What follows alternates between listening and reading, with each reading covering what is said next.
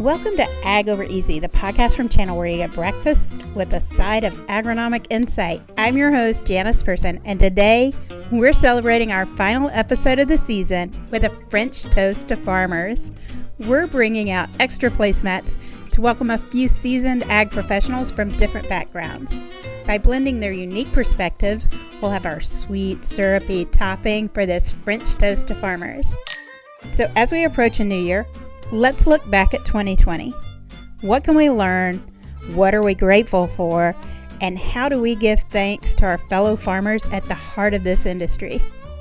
Let's say hello to our first guest. Hey, Jonathan Mine, would you mind introducing yourself? No, not a problem, Janice. Thanks for having me, obviously. My name's Jonathan Mine. I'm the regional agronomy lead for the Central Plains, covering the really the eastern part of Nebraska. I lead the team of technical agronomists in the region who work for all of our brands, Fontenelle, DeKalb Asgrow, as well as Channel. This year, what was the farming highlight for you? We've really strived to be more digital. Well, this year we got pushed off a cliff and we had to adapt and really embrace what digital meant, whether it's through communication, how do we connect with people, all of those things. And I think that to me is a huge accomplishment because it's kind of taken down those barriers of, well, maybe I'm not comfortable with FaceTime. I mean, the amount of times I've had some of my folks say, hey, I FaceTimed a grower about an issue and it took 10 minutes and it worked. Like those are the types of things that I've been, and it's amazing.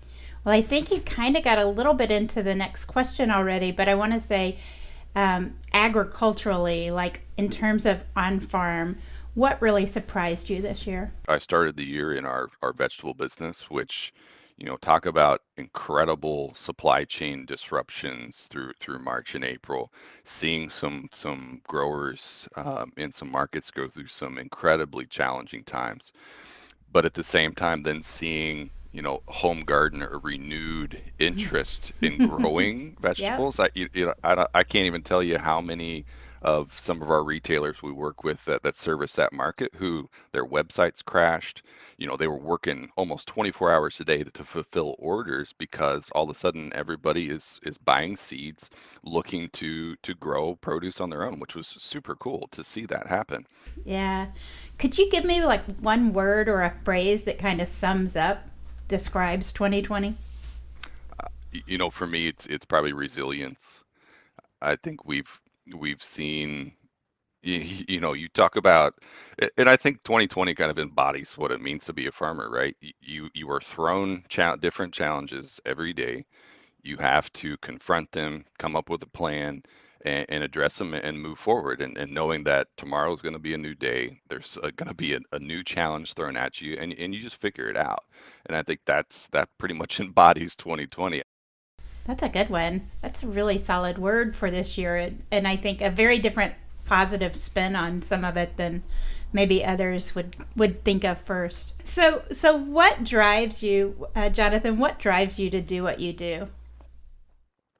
Oh man, I think one of having grown up in the Midwest, I think you get accustomed to the people. But I think what's always kind of drawn me back into it and why I kind of did come into agriculture was some really great people, really incredibly smart, innovative, passionate people. I think passion is a huge piece of what you see in agriculture. I mean, this is a tough business. I mean, this ain't easy. And so you want to be a farmer. Very cool. So what's an important piece of successful farming? Good farmers, they look at the totality of their operation from a very long-term view, meaning the land you have, you don't get to just, oh, I'm gonna, new ground, right? So it's the things you do today that set you up for success 3, 4, 5, 10 years from now. You control what you can control. Mother Nature being one we don't control. So how do you put a plan together in place that is strategic in mind, but also is aligned with what the plan you have for your operation? That's a good one. What makes you grateful, not only in your job, but in life in general? Oh, for me, I mean, like you know me, I'm a big relationship guy. So I'm grateful for the people I meet. I'm grateful for the things I learn. I'm grateful for the people around me, and grateful for the passion I get to be a part of and see, just see some some fantastic people and what we get to do. I mean, that's for me that puts a smile on my face. Anytime, get to have a great conversation and seeing people be successful. Um, yeah, I get a big kick out of that. So, looking back at 2020, if you were in a space where you could send out a toast to farmers, what kind of toast would you send? I'll go back to the word I used earlier. I would give a toast to the resilience of the American farmer. I think they have embraced the challenges that are thrown at them, whether it's 2019 and the rain and the weather we saw, or it's 2020 and the weather plus COVID-19, all the other challenges. But I think I would toast them to that hard work, perseverance, and resilience that is what it takes to be a farmer. And I think, all of us should thank them for that because it puts food on our table. It was so good to have you on the show, Jonathan. Now we're going to bring on another friend of mine, Brian Scott. Hey, Brian, could you introduce yourself? Sure. Hi, Janice. I am a farmer in Northwest Indiana. We grow corn, soybeans, popcorn, and wheat. And I am known as the Farmer's Life on social media. Thanks, Brian. How was farming for you this year? Not really much effect from a grain farming standpoint. Really, it was a pretty nice year. Really good weather. We planted starting in the like third week of April, which is like right when we want to, and then harvest was on time and pretty smooth. Would there be something you'd point out as a highlight for the year? We had school, in-person school, canceled the week before spring break and ended up never going back. But that meant our 10-year-old Matthew had an hour or two of e-learning in the morning, and then he would just have to come with me after lunch every day. So he spent every day of planting with us, being actually really good help on the farm. Not just there for fun. He was actually a good little worker. I think a lot of people probably recognize him from your videos. Yeah, he's more famous than me, he likes to say. Was there anything that really surprised you about the year? Oh, fall was a surprise. Had good yields and prices keep going up. That's usually doesn't happen. You usually get one or the other. And then it was a very dry fall. We just had a couple of days of rain where we didn't go to the field. And other than normal minor stuff, we had essentially zero breakdowns, no downtime. And it was just a smooth, quick harvest. Just haven't had one like that before. That sounds sweet. Can you give me one word that kind of sums up the year, or maybe it's a phrase? Yeah, different would be the word. A lot of that, like everybody else, sitting around the house for a while and not really going a lot of places. What drives you to farm, do social media, all those things?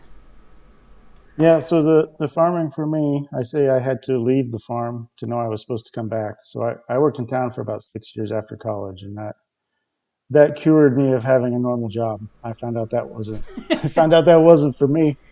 I tell people I'm probably the only person that got to sleep in more and have less stress when I switch my job to farming. Can you tell us one important piece that goes into being successful at farming? Sure, we've really been focusing lately on um, how big of a farm we want to be. We're a little bit odd as far as grain farming goes, where we own almost everything we farm. Um, Big yields and stuff are fine, but cutting your input costs is pretty good too when you start looking at the bottom line stuff.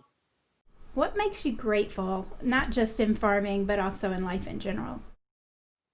Yeah, this is maybe kind of two birds with one stone.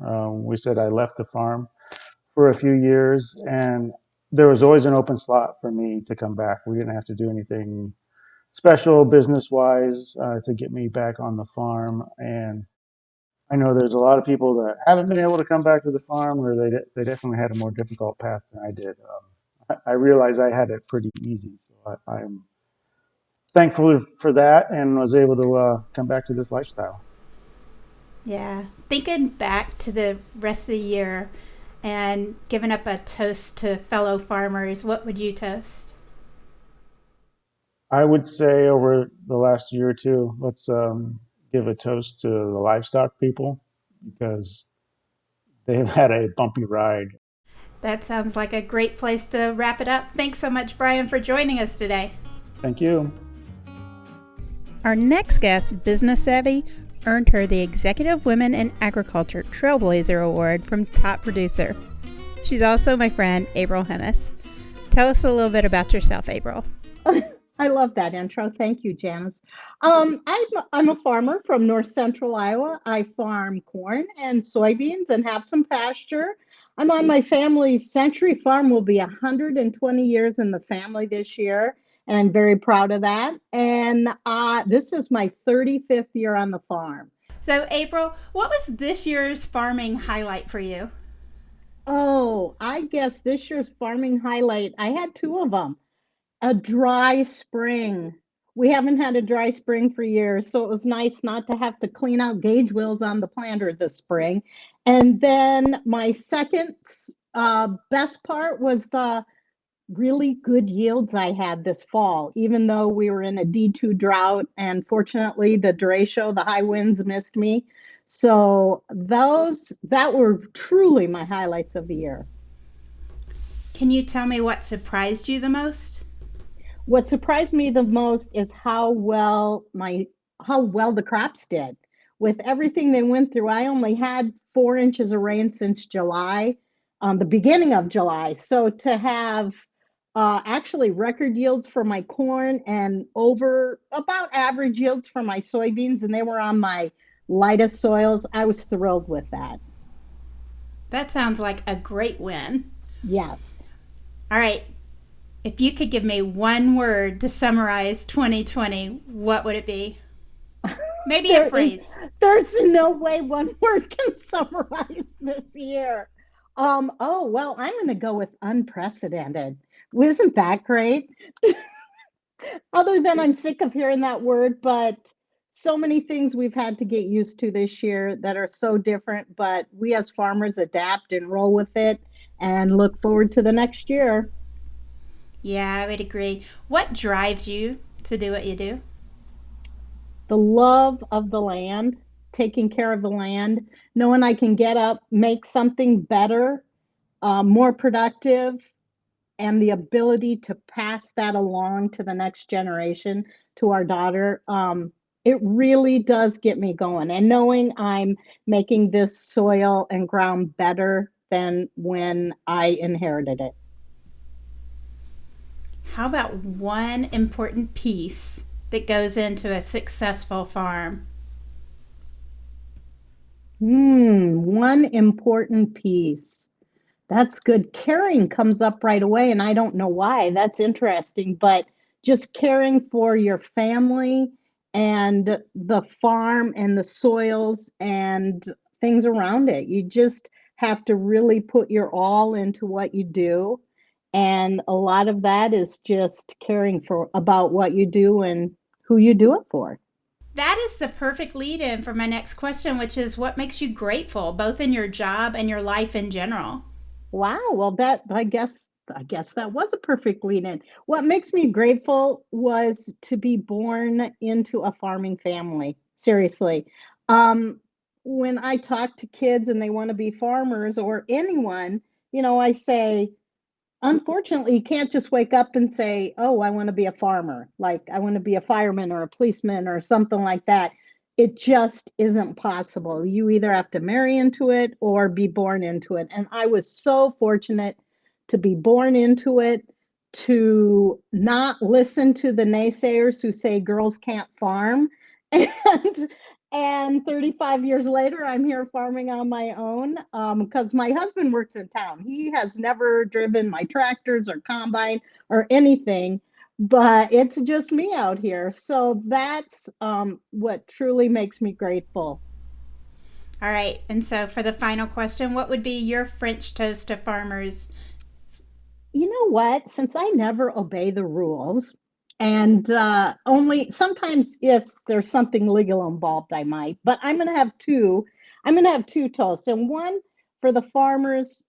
From the farmers, I think we need to be grateful.